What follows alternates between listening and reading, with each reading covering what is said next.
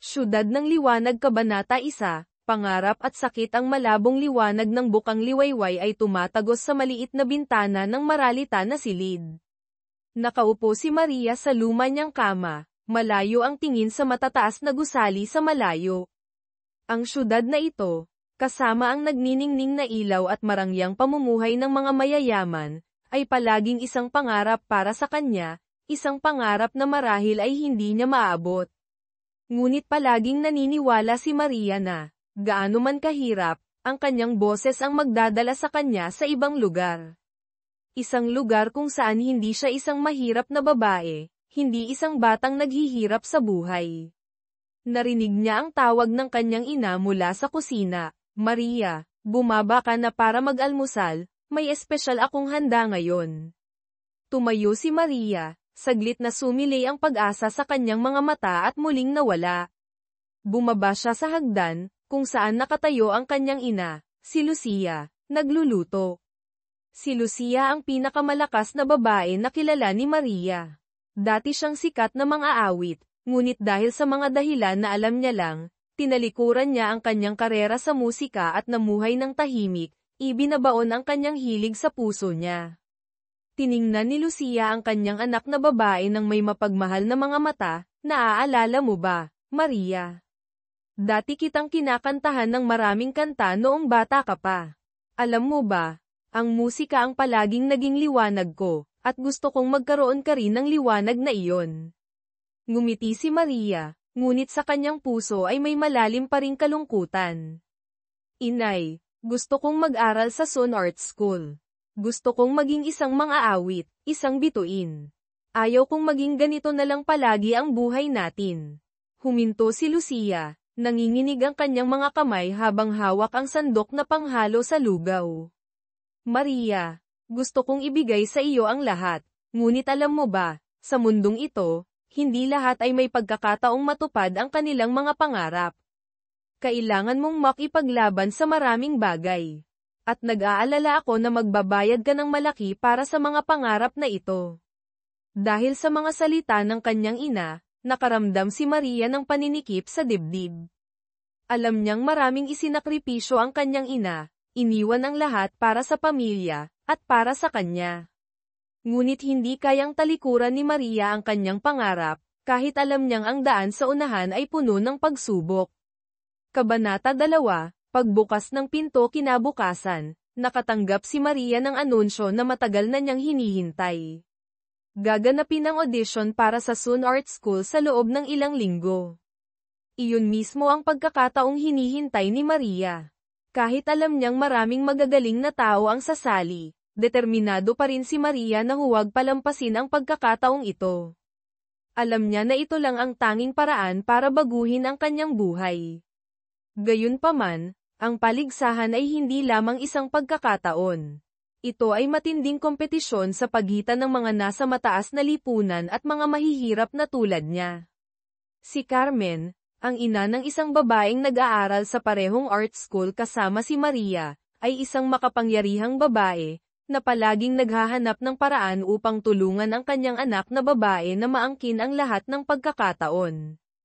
Hindi kailanman tinatanggap ni Carmen na ang isang mahirap na babaeng tulad ni Maria ay maaaring maging banta sa kanyang anak na babae.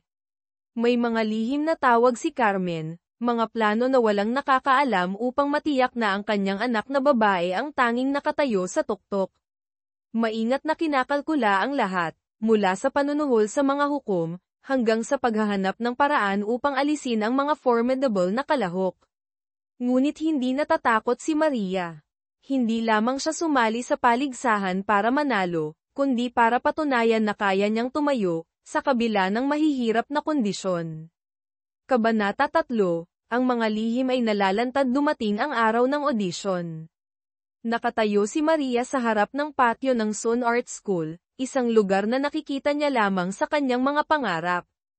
Ang ibang mga kalahok ay pawang galing sa mga mayayamang pamilya, at pakiramdam ni Maria ay isa siyang maliit na butil ng buhangin sa isang dagat ng mga tao.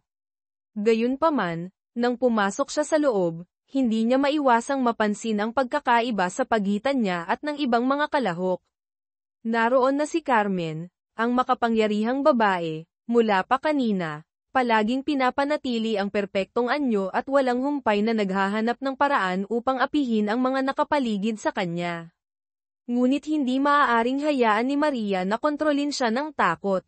Umakyat siya sa entablado at nagsimulang kumanta. Sa sandaling iyon, ang tanging natira sa kanya ay ang hilig sa musika at ang pagnanais na ipahayag ang kanyang sarili. Umalingaw-ngaw ang kanyang boses, puno ng emosyon at lakas, na nagpatahimik sa lahat ng nasa silid, lumulubog sa musika. Pagkatapos ng kanyang pagtatanghal, hindi alam ni Maria kung ano ang susunod na mangyayari. Ngunit isang bagay ang sigurado niya, anuman ang kinalabasan, hindi siya sumuko. Ginawa niya ang kanyang makakaya, at anuman ang mangyari, patuloy siyang lalaban para sa kanyang pangarap. Kabanata 4, ang mga lihim ay nabubunyag. Umuwi si Maria na may magkahalong emosyon. Kahit na ang kanyang boses ay yumantig sa puso ng lahat ng nakinig, alam niya na ang paligsahan na ito ay hindi lamang tungkol sa talento. Si Carmen, kasama ang lahat ng kanyang kapangyarihan at kayamanan, ay hindi kailanman papayag na ang isang mahirap na babae tulad ni Maria ay malampasan ang kanyang anak na babae, si Claudia. Kinabukasan, nakatanggap si Maria ng hindi inaasahang mensahe. Isang tawag mula kay Esteban, ang makapangyarihang lalaki na hindi pa niya nakikilala, ngunit ayon sa kanyang inang si Lucia, siya ang ama niya. Palaging nagdududa si Maria tungkol sa relasyon na ito, ngunit hindi kailanman nais ni Lucia na magbahagi ng anumang bagay tungkol sa kanyang nakaraan. Maria, gusto kitang makita. May ilang bagay na kailangang ayusin. Ang boses ni Esteban sa telepono ay malamig ngunit puno rin ng kapangyarihan na nagdulot kay Maria ng pag-aalala. Pakiramdam ni Maria ay nadadala siya sa isang mundo na hindi pa siya handa. Hindi niya alam na ang relasyon sa pagitan ni Esteban at ng kanyang ina ay napakakomplikado. Habang nag-iisip si Maria, ilang masasakit na alaala tungkol sa mga tawag sa hating gabi, mga lihim na pagpupulong sa pagitan ni Lucia at Esteban ang pumasok sa kanyang isip. Kabanata 5, Desisyon at paghaharap. Nagpasya si Maria na makipagkita kay Esteban, kahit na hindi niya alam kung mapagkakatiwalaan ba niya ito o hindi. Pumunta siya sa isang marangyang mansyon sa labas ng syudad, kung saan nakatira si Esteban kasama ang kanyang pamilya. Nang pumasok siya sa malawak na gate, pakiramdam ni Maria ay isa siyang estranghero na pumapasok sa isang kakaibang mundo. Si Esteban, isang matangkad na lalaki na may uban-ing buhok, ay malungkot na binati si Maria. Mukha siyang hindi mahuhulaan, ngunit ang kanyang mga mata ay kumikinang sa isang misteryosong paraan. Maria, malaki ka na. Alam kong hindi kailanman gustong magsalita ng iyong ina tungkol sa akin, ngunit gusto kong malaman mo na, palagi kitang binabantayan. Mayroon kang espesyal na talento, at gusto kitang tulungang umunlad.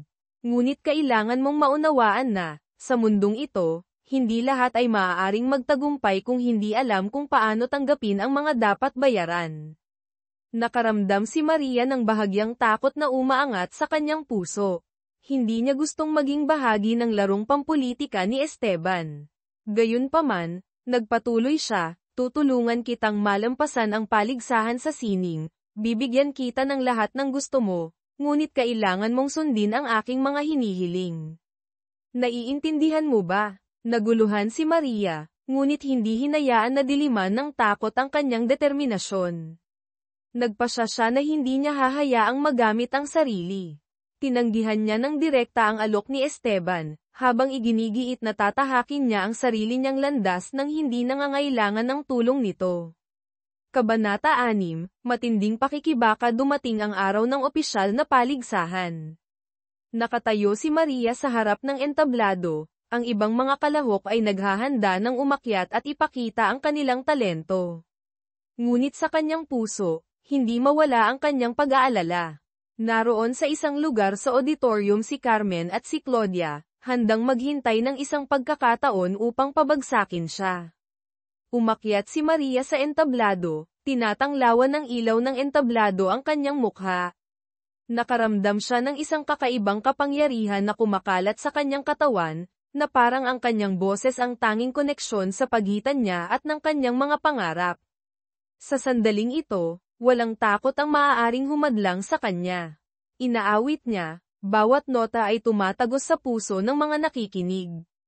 Tila ang lahat ay lumubog sa isang tahimik na espasyo, tanging ang musika at si Maria ang natitira. Ngunit nang matapos niya ang kanta, nangyari ang hindi inaasahan. Isa sa mga hukom, na pinagkakatiwalaan niya noon, ang nagsimulang punahin si Maria sa isang mabagsik na paraan. Hindi sapat ang iyong boses para maging isang bituin. Wala kang kapansin-pansin maliban sa mga gimmick upang makuha ang atensyon. Nakatayo ng tahimik si Maria, pakiramdam na ang lupa sa ilalim ng kanyang mga paa ay gumuho. Gayunpaman, sa sandaling iyon, isang malakas na pakiramdam ang sumabog sa kanya. Walang sino man ang maaaring magdikta ng aking mga pangarap, naisip niya sa kanyang sarili, at isang bagong desisyon ang nabuo sa kanyang puso. Kabanata 7, Gabi ng Katotohanan. Pagkatapos ng paligsahan, hindi agad umuwi si Maria. Nagpagala-gala siya sa lungsod, pakiramdam na katulad niya na pinagpira-piraso. Gayunpaman, nang dumaan siya sa isang madilim na eskinita, nakita niya ulit si Lucia. Ang kanyang ina, na palaging nakatayo sa likuran, nagtatanggol at nagmamahal sa kanya. Tiningnan ni Lucia si Maria nang may pag-aalala, ngunit puno rin ng pagmamalaki. Anak, alam kong ginawa mo ang iyong makakaya. Huwag hayaan ang mga nasa labas na magdikta ng iyong kinabukasan. Ikaw ang magpapasya sa iyong sariling kapalaran, sabi ni Lucia. Tumango si Maria, umaagos ang mga luha sa kanyang pisngi. Alam niya na handa na siyang pumasok sa tunay na pakikibaka. Kabanata 8, Tuklasin ang mga lihim. Simula noong araw na iyon, nagpasya si Maria na hindi na lumingon pa. Lalaban siya upang patunayan na ang kanyang mga pangarap ay hindi mga pangako lamang. Sinimulan niyang pag-aralan ng mas malalim si Carmen, Esteban, at ang madilim na mga plano na nagbabanta na kunin ang kanyang pangarap. At ang mga lihim ay lalong lumalantad, ang mga kasinungalingan ay nabubunyag.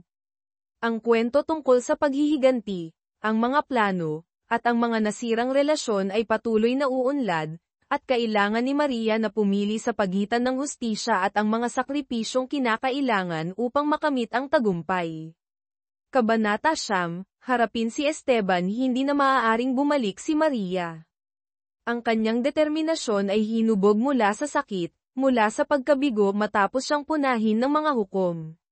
Ngunit noong gabing iyon, habang nakaupo sa kanyang silid, isang malakas na desisyon ang nabuo sa kanya.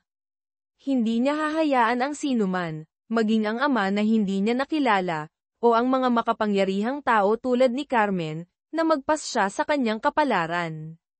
Kinabukasan, tinawagan ni Maria si Esteban, na inisip niya na maaaring makatulong sa kanya, ngunit siya rin ang lumikha ng sakit sa kanya. Ang tawag ay hindi nagtagal bago ang isang imbitasyon upang makipagkita mula kay Esteban, at sa pagkakataong ito, hindi na maiwasan ni Maria. Sa pagkakataong ito, nang nakatayo sa harap ni Esteban, hindi na siya nakaramdam ng takot tulad ng dati. Tiningnan niya ito sa pamamagitan ng matatag na mga mata, hindi ko na kailangan ang iyong tulong. Tatahakin ko ang sarili kong landas. Kung talagang nagmamalasakit ka sa akin, hindi mo sasaktan ang aking ina, o hahadlangan ako. Tiningnan ni Esteban si Maria sa loob ng mahabang panahon, ang kanyang mga mata ay malamig ngunit mayroon ding tila isang panghihinayang. Anak, hindi mo maintindihan. Ang mundong ito ay hindi kasing simple ng iniisip mo. Ang iyong ina, pati na rin ikaw, ay mga nakalimutan sa mundong ito. Gusto mong magtagumpay, kailangan mong maunawaan na walang tumutulong ng libre. Tumayo ng tuwid si Maria, hindi hinahayaan na ang lamig ni Esteban ay magpabago sa kanyang determinasyon. Alam ko na ang tungkol sa iyo at sa aking ina. Kung gusto mo akong pabagsakin, nagkakamali ka. Tumahimik si Esteban, at pagkatapos ay dahan-daang nagsalita, napakagaling, Maria. Handa ka nang pumasok sa mundo na aking tinitirhan. Ngunit binabalaan kita, ang lahat ay hindi tulad ng iniisip mo. Kabanata 10, pumasok sa mundo ni Carmen. Patuloy na hinabol ni Maria ang kanyang pangarap, ngunit ang labanan ay hindi lamang huminto sa pagkapanalo sa paligsahan sa sining. Hindi basta-basta susuko si Carmen. Kahit na tinanggihan ni Maria ang tulong ni Esteban, patuloy pa rin siyang naghahanap ng paraan upang alisin siya sa paligsahan. Isang araw, nakatanggap si Maria ng hindi inaasahang anunsyo. Siya ay tinanggal sa paligsahan sa sining dahil sa isang hindi malinaw na dahilan, paglabag sa hindi malinaw na mga patakaran. Hindi matanggap ni Maria ito, at agad niyang nalaman na ito ang pakana ni Carmen. Nagpasya siya na huwag umupo ng tahimik. Lihim na nag-aral si Maria tungkol kay Carmen, natuklasan na ang babaeng ito ay hindi lamang may impluwensya sa mundo ng sining, kundi mayroon ding malapit na relasyon sa mga taong may kapangyarihan sa lipunan. Ginamit ni Carmen ang lahat ng paraan, mula sa panunuhol hanggang sa paghikayat sa mga hukom, upang tulungan ang kanyang anak na manalo. Hindi maaaring hayaan ni Maria na patuloy na manipulahin ni Carmen ang lahat.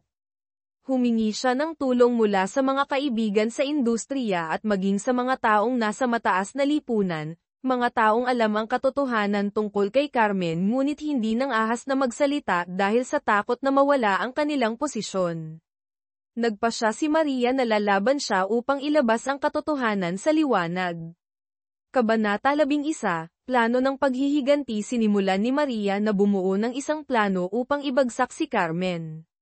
Hindi niya lamang gustong talunin siya sa paligsahan, kundi gusto rin niyang ibunyag sa publiko ang kanyang madilim na mga gawa. Upang magawa iyon, sinimulan ni Maria na lapitan ang mga taong dating inabuso ni Carmen. Ang mga relasyon sa mga hukom, ang pandaraya sa mga nakaraang paligsahan, lahat ay magiging malalakas na sandata sa kamay ni Maria. Sa buong proseso, si Maria ay lalong lumakas at nagiging determinado. Hindi na siya ang mahina at inosenteng babae tulad ng dati. Natuto siyang makitungo sa mga mapagsamantala at harapin ang mahihirap na pagsubok. Isang araw, nagpasya si Maria na gumawa ng pinakamalaking desisyon sa kanyang buhay. Hindi lamang siya lalaban para sa kanyang pangarap, kundi para rin sa hustisya para sa mga inaapi. Tatayo siya laban sa mga plano ni Carmen at babawiin ang nararapat sa kanya. Kabanata 12, ibunyag ang katotohanan. Dumating ang araw ng panghuling seremonya ng paggawad ng paligsahan sa sining. Alam ni Maria na ito na ang magiging huling pagkakataon upang patunayan sa lahat na karapat-dapat siya. Ngunit nang umakyat siya sa entablado, isang malaking sorpresa ang nangyari. Binaliktad ni Carmen ang lahat at naghanap ng paraan upang manipulahin ang mga resulta ng paligsahan. Gayunpaman, hindi nag-atubili si Maria. Tumayo siya sa harap ng libu-libong tao, kaharap si Carmen at ang mga hukom, at nagsimulang magbunyag ng katotohanan tungkol sa mga mapanlinlang na aksyon nito. Ipinakita niya ang ebidensya na kanyang nakalap, na nagpahirap kay Carmen na bigyang katwiran ang anuman. Nang ibunyag ang katotohanan, tumahimik ang buong auditorium. Si Maria, kahit na siya ay isang mahirap na babae, ay tumayo ng matatag at nagtamo ng hustisya para sa kanyang sarili at para sa mga inaapi. Kabanata 13, bagong pinto sa huli, nanalo si Maria hindi lamang sa paligsahan, kundi sa matinding labanan laban sa kawalan ng katarungan. Siya ay hindi lamang isang mang-aawit, kundi isang simbolo ng katatagan at hustisya. Sa pamamagitan ng kamanghamanghang boses at katatagan, pinatunayan ni Maria na walang sino man ang maaaring humadlang sa kanyang pangarap. Nang nakatayo siya sa entablado, nakatingin sa kanyang ina na si Lucia, nagtagpo ang kanilang mga mata na puno ng pagmamalaki. Natupad ni Maria ang kanyang pangako sa kanyang ina, at higit sa lahat, binago niya ang kanyang buhay. Kabanata 14, bagong buhay at mga susunod na hamon. Pagkatapos manalo sa paligsahan at ibunyag ang katotohanan tungkol kay Carmen, nagsimula si Maria ng bagong kabanata sa kanyang buhay. Gayunpaman, hindi nagtatapos dito ang mga hamon. Bagaman nagkaroon na siya ng pwesto sa industriya ng sining, ang buhay sa mundo ng mga piling tao ay hindi kasing dali ng kanyang iniisip. Bawat liwanag ay may anino nito, at agad na napagtanto ni Maria na hindi siya maaaring mamuhay magpakailanman sa kaluwalhatian ng tagumpay. Ang mga dating sumubok na alisin siya, ngayon ay nagiging mapanganib na mga kalaban. Si Carmen, bagaman naibunyag na, ay mayroon pa ring ibang mga puwersa na handang gamitin ang lahat ng paraan upang pabagsakin si Maria. Hindi madali ang lahat tulad ng kanyang iniisip. Isang hapon, nakatanggap si Maria ng tawag mula kay Esteban, ang amang pinutol na niya ang lahat ng komunikasyon bago iyon. Sa boses niya, naramdaman ni Maria ang kaunting pag-aalala, ngunit hindi kulang sa kanyang likas na lamig. Maria, ayaw kong magkamali ka. Ang babaeng ito, si Carmen, ay gumawa ng masyadong maraming gulo, ngunit huwag kalimutan, hindi lahat sa atin ay maaaring baguhin ang mundong ito. Hindi mo pa naiintindihan ang katigasan ng buhay na ito. Hindi nagulat si Maria, ngunit ang mga salita ni Esteban ay nagdulot sa kanya ng maraming pag-iisip. Ang mundong pinasok niya ay hindi lamang sining o mga hilig, kundi isang walang humpay na labanan, kung saan ang lahat ay maaaring kontrolin ng kapangyarihan at pera. Naiintindihan ni Maria na kailangan pa niyang makipaglaban upang mapanatili ang kanyang sarili. Kabanata 15, ang kaibigang hindi inaasahan. Habang kinakaharap ni Maria ang matitinding laban sa mundo ng mga piling tao, hindi niya inaasahang na matatanggap niya ang tulong mula sa isang lumang kaibigan, si Claudia, ang anak ni Carmen. Hindi madali ang relasyon sa pagitan ni Maria at Claudia. Sila ay naging mga kalaban sa paligsahan, at palaging sinusubukan ni Claudia na lampasan si Maria sa lahat ng paraan, kahit na sa pamamagitan ng maruming mga paraan. Ngunit ngayon, lumilitaw si Claudia na may ibang ugali. Pinuntahan niya si Maria, hindi para ipagpatuloy ang labanan, kundi para aminin ang katotohanan. Maria, alam kong nagkamali ako, sabi ni Claudia, nangingilid ang kanyang mga mata sa luha. Pinaniwala ako ng aking ina na ang pagkamit lamang ng tagumpay sa lahat ng paraan ang tanging daan. Ngunit pagkatapos ng lahat, napagtanto kong nagkamali ako. Gusto kong tumulong. Nagkamali ang aking ina, at hindi ko maaaring ipagpatuloy ang pamumuhay sa kanyang anino. Tiningnan ni Maria si Claudia, nakaramdam ng kaunting pagkagulat ngunit hindi rin gaanong pagdududa. Gayunpaman, nagpasya pa rin siyang makinig, dahil kung minsan, ang katotohanan ay nagmumula lamang sa mga hindi inaasahang pinagmulan. Ibinunyag ni Claudia na ang kanyang ina, si Carmen, ay lihim na nakipagsabuatan sa maraming puwersa sa industriya ng musika at sining, kabilang ang mga taong nasa likod ng pagpapasya sa mga resulta ng paligsahan. May kakayahan siyang kontrolin ang mga hukom, at maging ang paghahanap ng paraan upang angkinin ang mga bagong talento upang maglingkod sa kanyang sariling mga interes. Hindi ko maaaring gawin ang higit pa upang tulungan ang aking ina, Maria, patuloy ni Claudia. Ngunit maaari kitang tulungan. Mayroon akong impormasyon tungkol sa kanyang mga plano, at gusto kong malaman mo ang lahat. Hindi titigil ang aking ina, kung hindi mo siya lalabanan. Nakaramdam si Maria ng isang bagong sinag ng pag-asa na sumisibol sa kanyang kalooban. Napagtanto niya na, upang manalo sa labanan na ito, hindi lamang siya maaaring umasa sa kanyang talento at lakas. Kailangan niyang magkaroon ng diskarte, at isa sa mga pinakamahalagang elemento ay ang suporta mula sa mga taong maaaring magbigay ng mahalagang impormasyon. Kabanata 16, maghanap ng hustisya. Hindi lamang ikinagulat ni Maria ang mga ibinunyag ni Claudia, kundi ikinagalit din niya ito. Inakit ni Carmen ang maraming tao, minamanipula ang mga desisyon sa industriya, at naapektuhan nito ang maraming taong may talento tulad ni Maria. Ngunit hindi na si Maria ang inosenteng babae tulad ng dati. Hindi niya hinayaang maghari ang kawalan ng katarungan na ito. Nagtulungan si Maria at Claudia, nag-iimbestiga at nagtitipon ng ebidensya tungkol sa mapanlinlang na mga gawa ni Carmen. Kailangan nilang maging maingat sa bawat hakbang, dahil alam nilang ang kanilang kalaban ay hindi mga taong madaling talunin. Maaaring gamitin ni Carmen ang lahat ng paraan upang wasakin ang lahat ng kanilang mga plano. Sinimulan ni Maria na lapitan ang mga saksi, ang mga dating inabuso ni Carmen sa nakaraan. Nakakita siya ng mga kwentong nakatago sa likod ng kaluwalhatian ng sining, mga kwento tungkol sa sakripisyo at pagkawala na kinakaharap ng mga taong tulad niya upang makamit ang kanilang mga pangarap. Unti-unti, napagtanto ni Maria na ang labanan ay hindi lamang tungkol sa pagkapanalo sa paligsahan. Ito ay isang labanan upang protektahan ang mga halaga na palagi niyang pinaniniwalaan, pagiging patas, katapatan, at ang katatagan na huwag sumuko. Kabanata 17, ang huling labanan. Habang inihahanda ni Maria ang paglulunsad ng kanyang unang album, ito rin ang oras na ang lahat ng katotohanan tungkol kay Carmen at ang kanyang mga plano ay ibubunyag. Nag-organisa si Maria ng isang malaking konsyerto, kung saan itatanghal niya ang mga awiting nagdadala ng mensahe tungkol sa katatagan at hustisya. Ngunit hindi lamang ito isang ordinaryong pagtatanghal ng musika. Ito ang pagkakataon para kay Maria na magbigay ng ebidensya tungkol sa mga maling aksyon ni Carmen.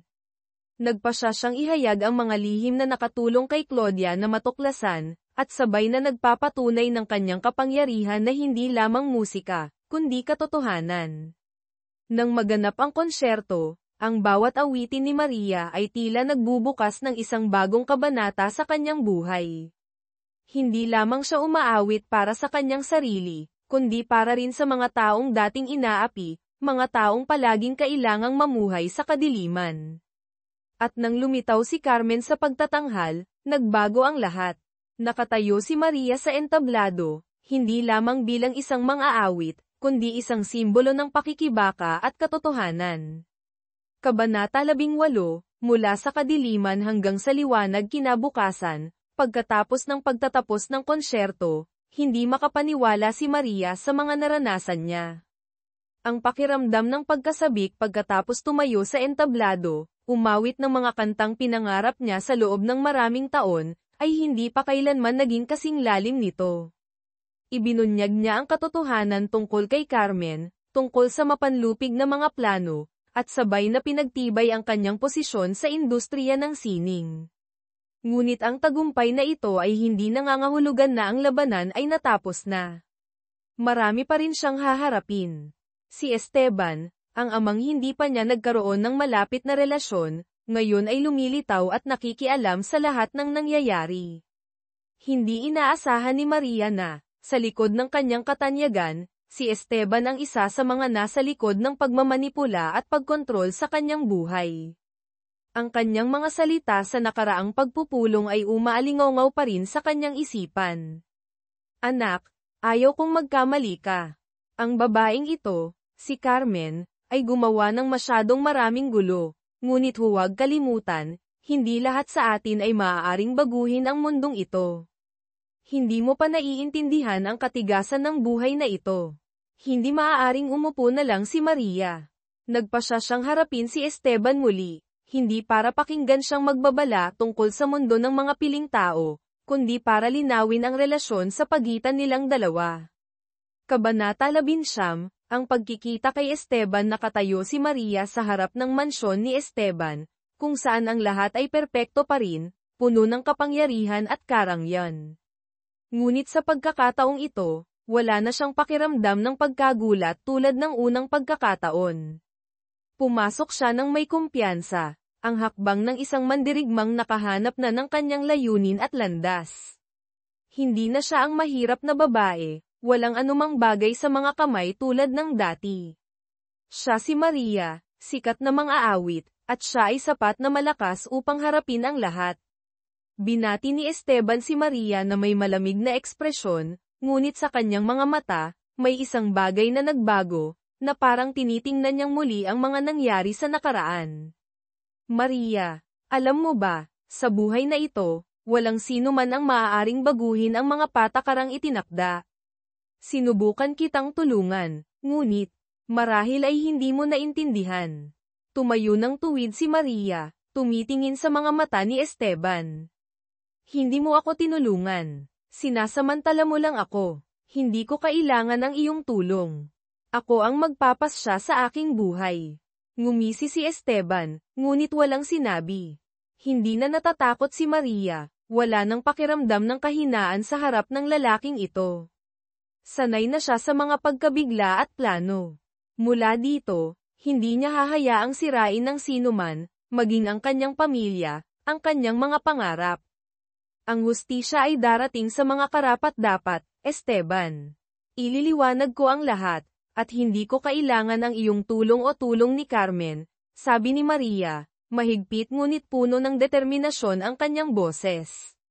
Kabanata 20, ang mga plano ay hindi pa natatapos sa tingin niya ay ang lahat ay payapa na, ngunit hindi alam ni Maria na binuksan niya ang isang bagong pinto, kung saan naghihintay ang mas mapanganib na mga kaaway. Si Carmen ay hindi ang tanging banta na kailangang harapin ni Maria. Ang mga taong nasa likod ng pagmamanipula sa kanya sa loob ng mahabang panahon ay tahimik pa rin na nagmamasid at nagpaplano ng susunod na hakbang. Isang gabi, habang nagsasanay si Maria para sa kanyang susunod na pagtatanghal, nakatanggap siya ng isang tawag mula sa isang taong hindi niya inaasahan, si Claudia. Umaalingaw ang boses ni Claudia sa telepono, nagmamadali at nag-aalala. Maria, may natuklasan akong napakahalaga. Hindi lamang minanipula ng aking ina ang mga paligsahan, kundi nakipagsabuatan din siya sa isang grupo ng mga taong may malaking impluwensya sa industriya. Nagplano sila ng susunod na hakbang upang wasakin ang iyong karera sa sining. Nakaramdam si Maria ng lamig sa kanyang puso. Hindi na siya maaaring umupo ng tahimik. Ang lahat ng ibinunyag ni Claudia sa kanya ay lalong nagtulak kay Maria na mapagtanto na hindi pa siya nakatakas sa kadiliman. Nagpasya siyang hanapin ang mga taong nasa likod ni Carmen, upang minsan at magpakailanman na ibunyag ang katotohanan. Siyudad ng Liwanag Kabanata 21, ang komplikadong relasyon kay Claudia. Si Claudia ay hindi lamang anak ni Carmen, kundi ang tanging taong makapagbibigay ng impormasyon tungkol sa mga madilim na plano na ginagawa ni Carmen. Bagaman dati silang magkalaban, ngayon ay panig na si Claudia kay Maria. Gayunpaman, hindi lubos na makapagtitiwala si Maria kay Claudia.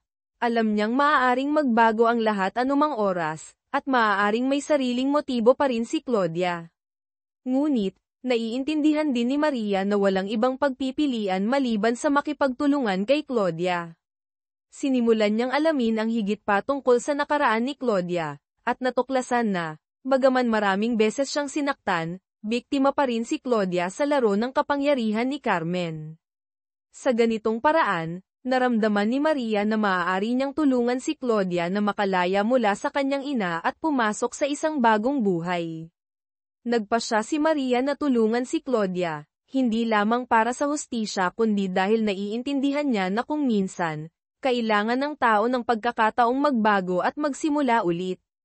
Kabanata 22, harapin ang huling kaaway. Habang nagtutulungan sina Maria at Claudia, nakakalap sila ng sapat na impormasyon upang ibunyag ang mga plano ni Carmen at ang kanyang mga kasabwat. Ngunit hindi madaling pabagsakin si Carmen. Naghanda na siya upang harapin si Maria, at sa pagkakataong ito, mas magiging mahirap ang lahat kaysa dati. Sa huli, nagpasya si Maria na hindi lamang lalaban sa larangan ng musika kundi ilalabas din ang katotohanan. Nag-organisa siya ng isang malaking press conference, kung saan ibubunyag niya ang lahat ng impormasyon, ilalantad ang lahat ng maling gawain ni Carmen. Ito ang magiging huling paghaharap, kung saan hindi lamang mananalo si Maria sa paligsahan sa musika kundi babawiin din ang hustisya para sa kanyang sarili at para sa mga sinamantala ni Carmen. Kabanata 23, tapusin ang isang kabanata, buksan ang bagong kabanata. Sa araw ng press conference, nakatuon ang lahat ng mga mata kay Maria. Nang umakyat siya sa entablado, tumaas ang pakiramdam ng pagmamalaki at katatagan sa kanya. Ito ang sandaling matagal na niyang hinihintay, kung saan hindi lamang siya isang mang-aawit kundi isang simbolo ng pakikibaka, katatagan at hustisya.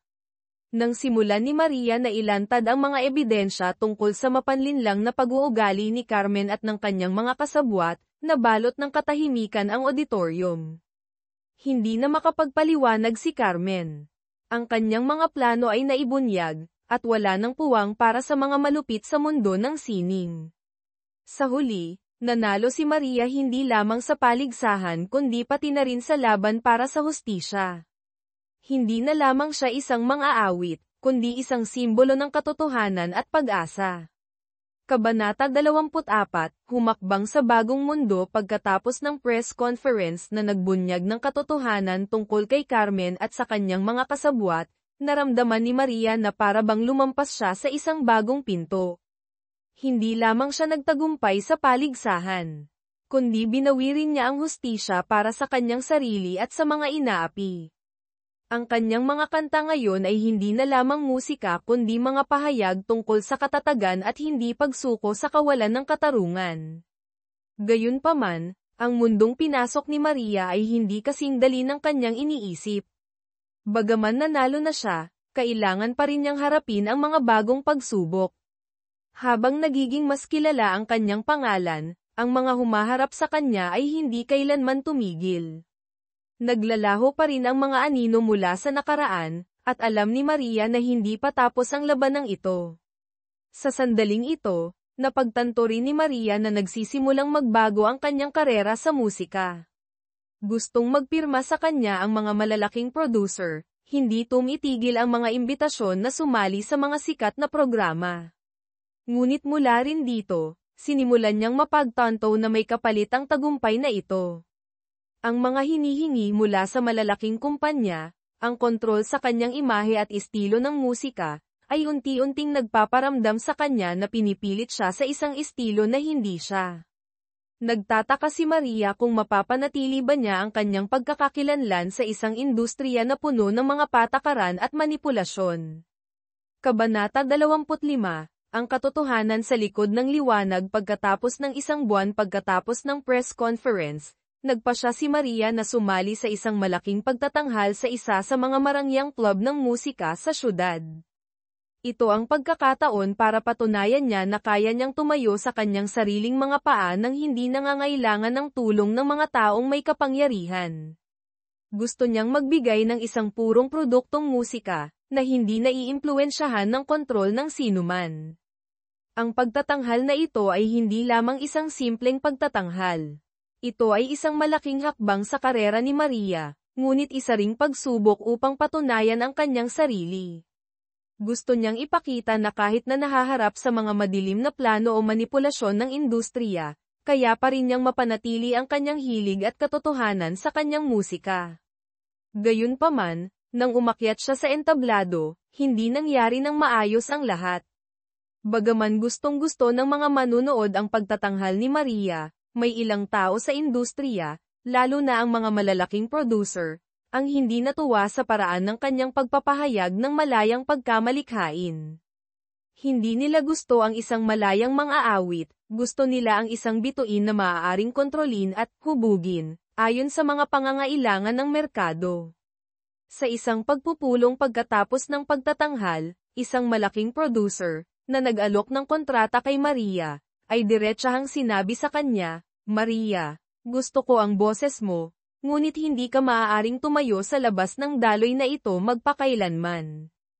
Kailangan mong baguhin ang iyong estilo ng musika kung gusto mong talagang magtagumpay sa industriyang ito."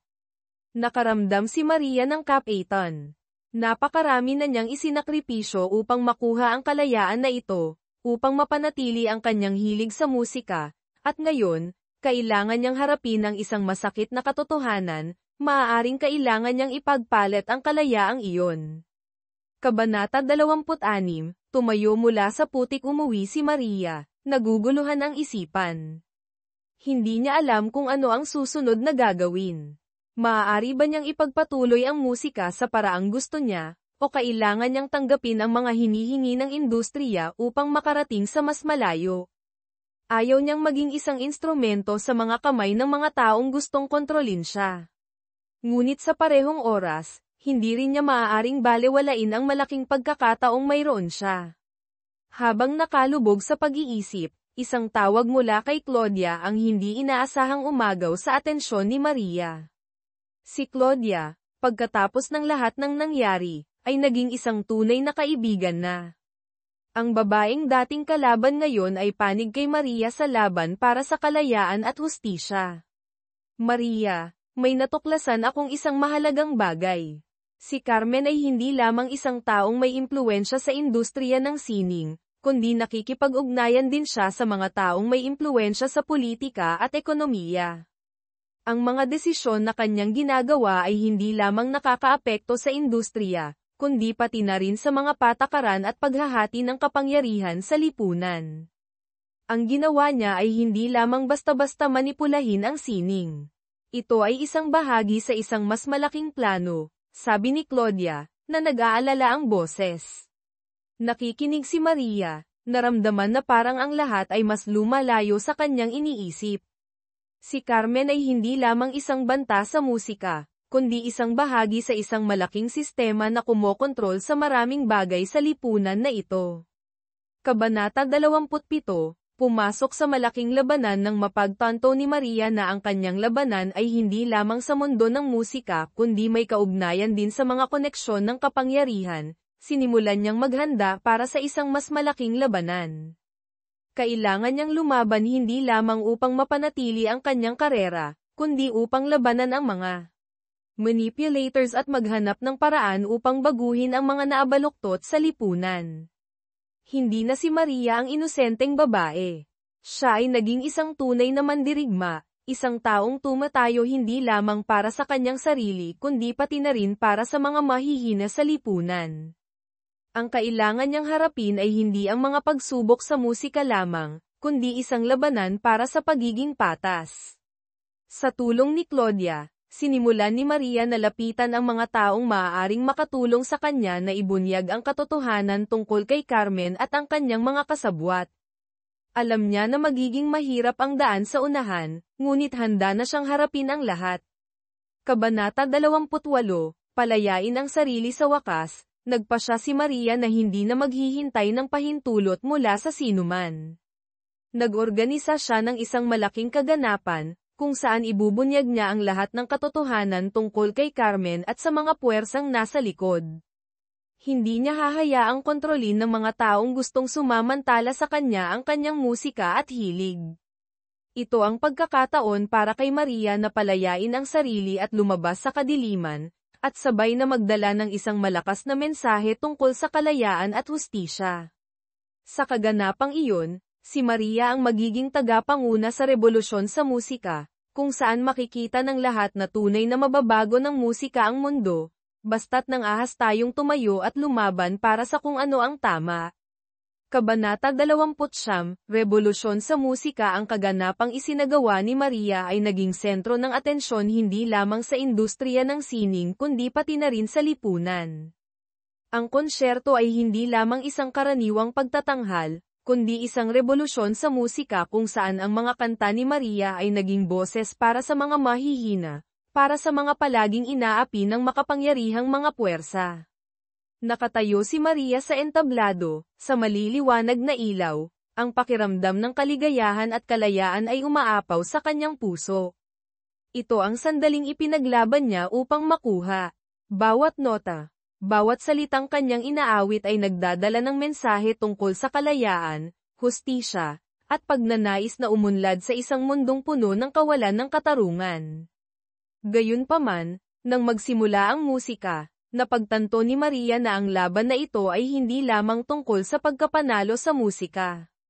Kailangan niyang harapin ang isang malawak na labanan, kung saan ang bawat hakbang niya ay sinusundan ng mga taong gustong pigilan ang kanyang pangarap.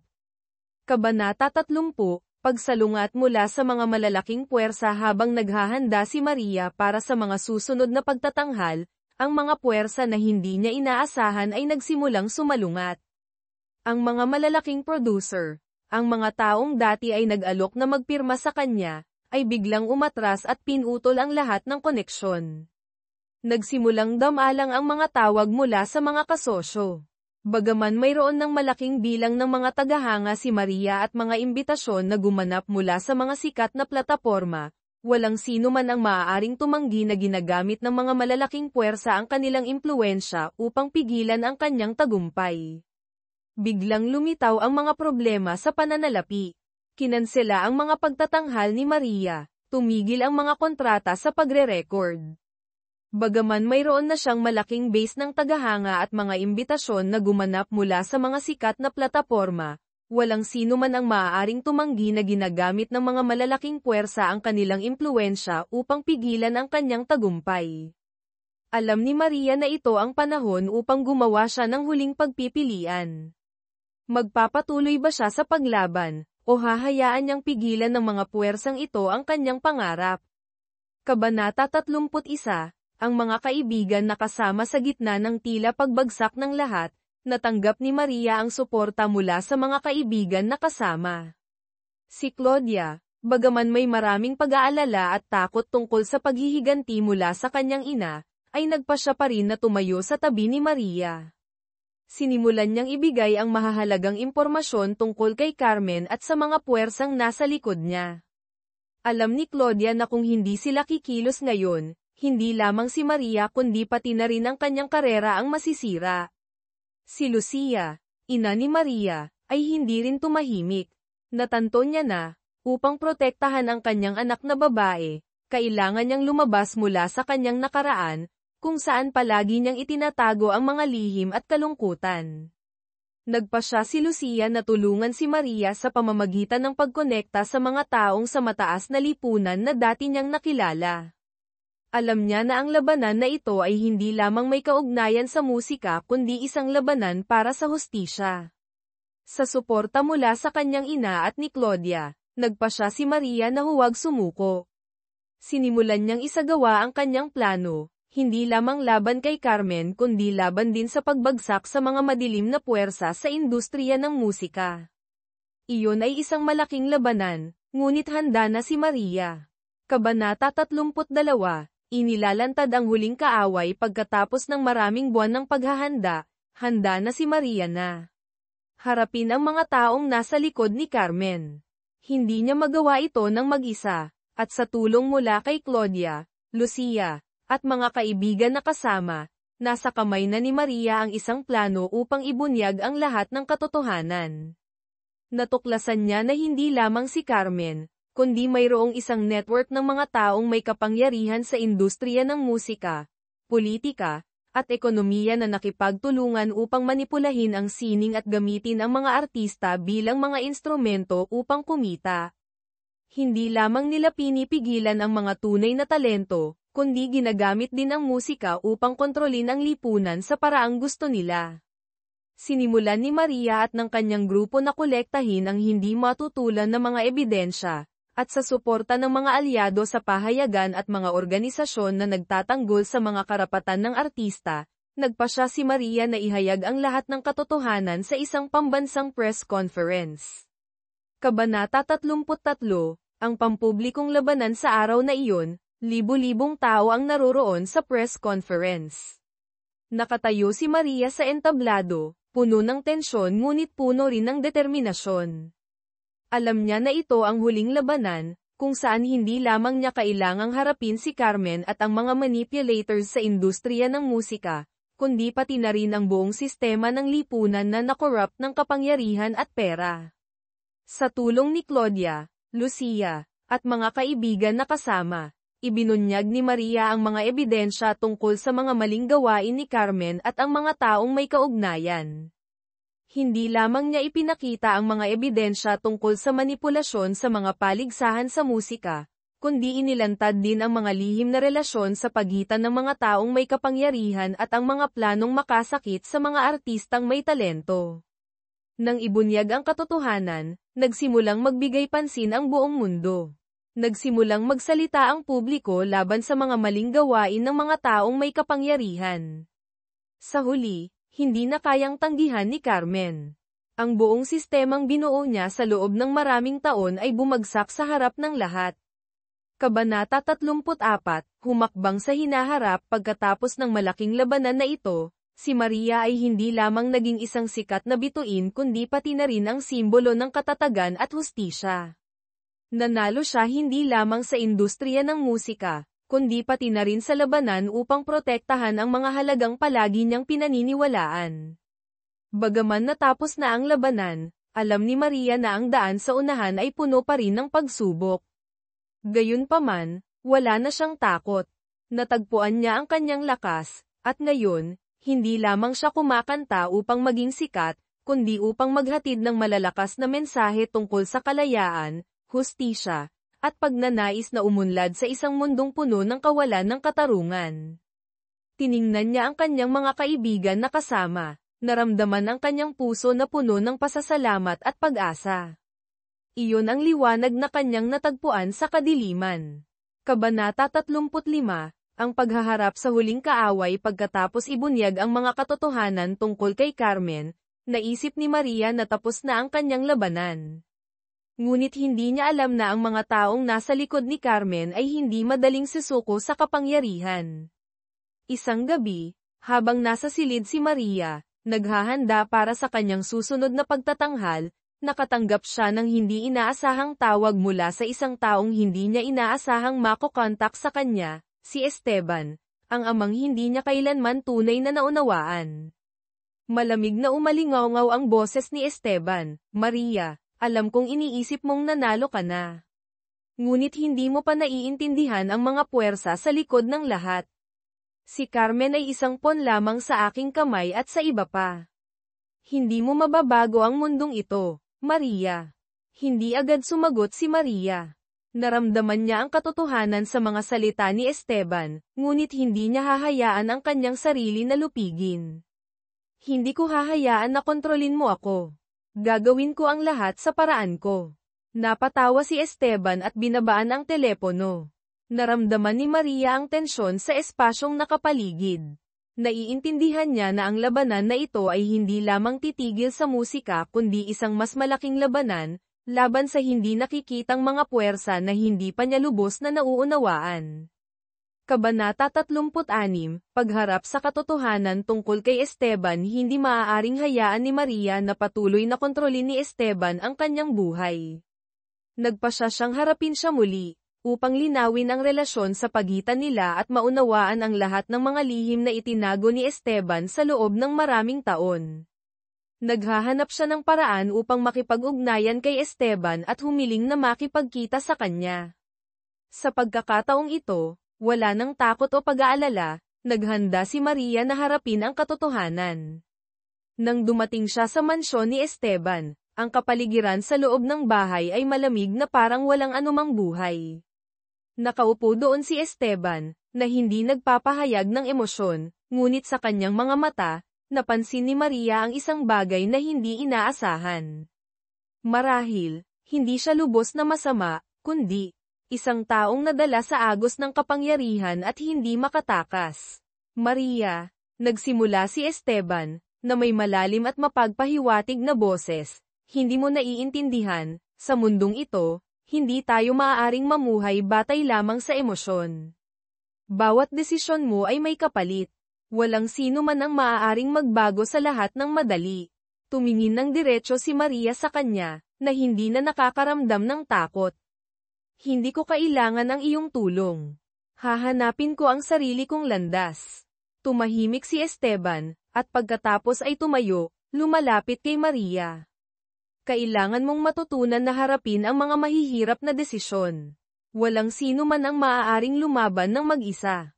Kabanata 37, ang hindi nagbabagong determisyon. Bagaman ang pagpupulong kay Esteban ay nakatulong kay Maria na maunawaan ang higit pa tungkol sa mga lihim ng pamilya, alam niya na ang katotohanan ito ay hindi maaaring baguhin ang kanyang layunin. Hindi niya hahayaang kontrolin ang kanyang buhay ng mga taong tulad ni Esteban o Carmen. Patuloy siyang tumatahak sa landas na kanyang pinili, ngunit ngayon, hindi lamang siya lumalaban para sa kanyang sarili kundi para rin sa mga halagang kanyang pinaniniwalaan. Nagpasya si Maria na hindi tatanggap ng anumang pamimilit mula sa industriya ng musika. Patuloy siyang gumagawa ng kanyang sariling musika, nag-organisa ng mga malayang pagtatanghal, kung saan maipapahayag niya ang kanyang dalisay na estilo ng musika nang hindi kontrolado. Kahit na mahirap, naramdaman niya na mas malaya at malakas kaysa dati. Nagpasya rin siyang simulan ng isang mas malaking proyekto, tulungan ang mga batang artista, ang mga talentong ngunit pinipigilan ng mga sistemang manipulatibo. Gusto ni Maria na lumikha ng isang malikhaing espasyo kung saan malayang maipapahayag ng mga artista ang kanilang sarili nang hindi nag-aalala na kontrolado ng kapangyarihan at pera. Kabanata 38, ang malakas na pagbabalik. Patuloy na nagsusumikap si Maria, hindi lamang upang paunlarin ang kanyang karera sa musika kundi pati na rin upang lumikha ng isang bagong kilusan sa industriya. Nag-organisa siya ng mga libreng kaganapang musika. Iniimbitahan ang mga batang artista na sumali at lumikha ng mga pagkakataon para sa kanila na paunlarin ang kanilang talento nang hindi kontrolado ng mga madilim na puwersa. Unti-unti, ang pangalan na Maria ay naging simbolo ng kalayaan sa pagkamalikhain sa musika. Hindi lamang gusto ng mga tao ang kanyang boses, kundi pati na rin ang malakas na mensahe na kanyang ipinapadala sa pamamagitan ng kanyang mga kanta. Pagkatapos ng isang taon, nakatanggap si Maria ng isang imbitasyon na lumahok sa isang internasyonal na seremonya ng paggawad ng musika. Ito ang pagkakataon para ipakita niya muli na nalampasan na niya ang lahat ng mga pagsubok at ngayon, nakatayo na siya ng matatag sa kanyang sariling mga paa.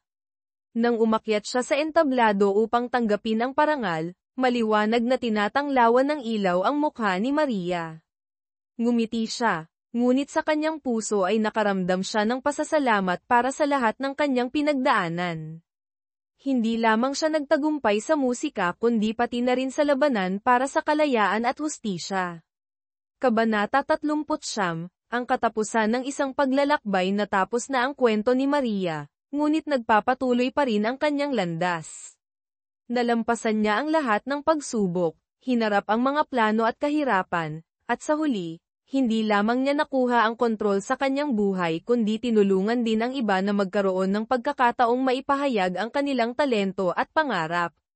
Hindi na si Maria ang dating mahirap na babae. Siya ay naging isang nagniningning na bituin, hindi lamang dahil sa kanyang talento kundi dahil sa kanyang katatagan at determinasyon. Ang kanyang mga kanta ay hindi lamang umaalingaw sa malalaking entablado, kundi lumalaganap din sa puso ng mga taong nakikipaglaban para sa katotohanan at hustisya. Ang kwento ng Liwanag sa Kadiliman ay nagtatapos dito, ngunit magpapatuloy pa rin ang paglalakbay ni Maria. Natagpuan niya ang liwanag sa kadiliman, at ngayon, siya ang nagdadala ng liwanag na iyon sa iba. Kabanata 40, ang mga katotohanang hindi pa natutuklasan. Bagaman nagtagumpay siya sa paglaban para sa hustisya at ipinahayag sa publiko ang madilim na mga plano ni Carmen, napagtanto ni Maria na ang kanyang labanan ay hindi lamang titigil doon. Nakamit na niya ang pagkilala, ngunit ngayon, habang nagsisimulang tumanglo ang liwanag sa kanyang landas, alam ni Maria na napakarami pang kadiliman ang kailangang harapin.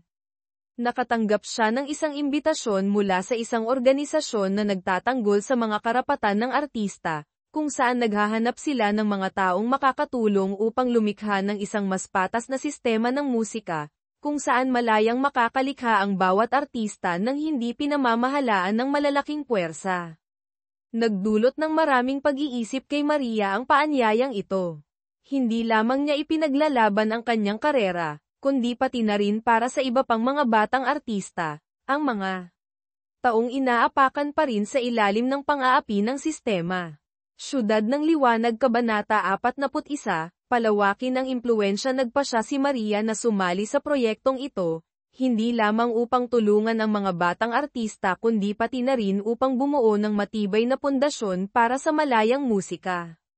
Sinimulan niya na mag-organisa ng mga seminar, kung saan ibinabahagi niya ang kanyang mga kwento at mahahalagang karanasan na kanyang natutunan sa buong paglalakbay na puno ng pagsubok. Sinimulan din niyang bumuo ng mga relasyon sa ibang mga artista, music hero, at producer na may parehong pananaw. Sa bawat seminar, sa bawat pagpupulong, natututo si Maria tungkol sa mga paghihirap na kinakaharap ng mga batang artista kapag pumapasok sa industriyang ito. Kailangan nating lumaban upang ang musika ay talagang maging instrumento ng kalayaan at hustisya, sabi ni Maria sa isang seminar. Hindi natin maaaring hayaan ang malalaking puwersa na kontrolin ang ating mga likha. Ang musika ay dapat na ating boses. Patuloy niyang hinihikayat ang mga kabataan na huwag tumigil sa pagpursigi sa kanilang hilig, kahit na puno ng pagsubok ang industriya. Ang mga payo at karanasan ni Maria ay nakatulong sa maraming tao na mahanap ang kanilang sariling landas sa musika. Kabanata 42, Pakiramdam ng pagkawala. Bagaman unti-unting nagiging tama ang patutunguhan ng paglalakbay ni Maria, nagsimula siyang makaramdam ng isang kakaibang kawalan. Bahagi ng kanyang puso ay nakakaramdam na bagaman nakatulong siya sa maraming tao, ang kanyang karera sa musika ay tumatahak sa ibang direksyon. Ang mga hinihingi mula sa malalaking organisasyon at ang mga pangako na ginawa niya sa mga proyekto ng malayang musika ay nagpaparamdam sa kanya na unti-unti na siyang nawawalan ng orihinal na pagkatao, ang pagkatao na bumubuo kay Maria na minamahal ng lahat. Naalala ni Maria ang kanyang mga unang malayang pagtatanghal, ang mga konsyerto kung saan hindi siya limitado ng sinuman. Ang pag-ibig niya sa musika noon ay dalisay, hindi kinokontrol ng anumang elemento maliban sa kanyang hilig at pagmamahal. Ngunit ngayon, nararamdaman niya na unti-unti na siyang nagiging bahagi ng sistemang dating niyang tinutulan. Kabanata 43, Malaking desisyon. Isang araw, habang nakaupo sa recording studio, biglang naramdaman ni Maria na kailangan niyang gumawa ng isang mahalagang desisyon. Mayroon na siya ng lahat ng maaaring pangarapin ng isang artista, reputasyon, tagumpay, at pagkilala. Ngunit nakakaramdam siya ng kawalan ng isang mahalagang bagay.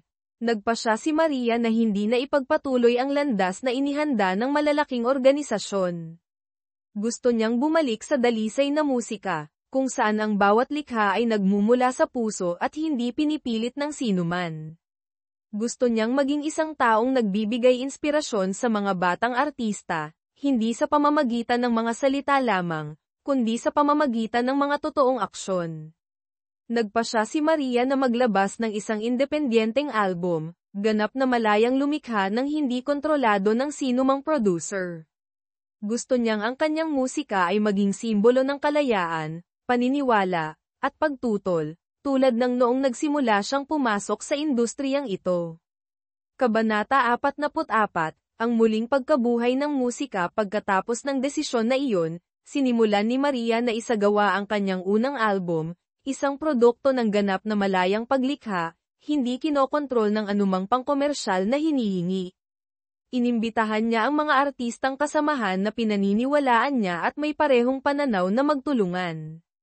Bawat kanta sa album ay isang kwento tungkol sa pakikibaka, tungkol sa mga pangarap na hindi naganap at mga maliliit na tagumpay sa paglalakbay na mahanap ang sarili. Ang album na ito ay hindi lamang isang produktong musika, kundi isang pahayag ng kalayaan at hustisya. Hindi lamang gusto ni Maria na pakinggan ng mga tao ang kanyang musika, kundi gusto rin niya na madama nila ang malakas na mensahe na ipinapadala niya sa pamamagitan ng bawat salita, bawat himig. Kabanata 45, Maghintay at umasa. Nang inilabas ang album, hindi inaasahan ni Maria ang isang bagyo ng media tulad ng dati.